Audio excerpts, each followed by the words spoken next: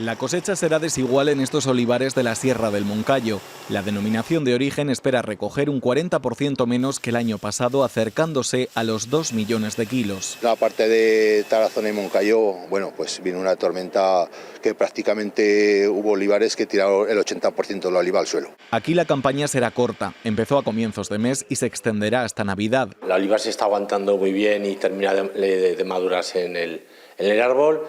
Y podríamos decir que esta semana es cuando ya empezamos con más volumen de producción. En el Somontano, algunos olivos centenarios como estos han llegado a dar hasta 80 kilos de producción desde que comenzaron a recoger en octubre.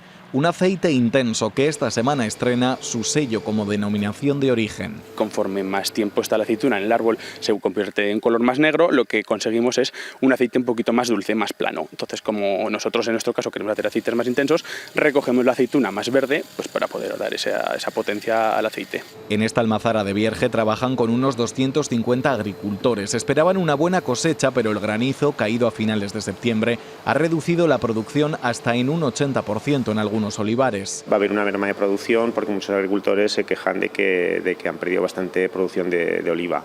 Pero es verdad que donde el granizo no ha tenido afecciones, pues hay muy buena cosecha. También el Bajo Aragón está inmerso en la recogida. Esperan cosechar unos 30 millones de kilos.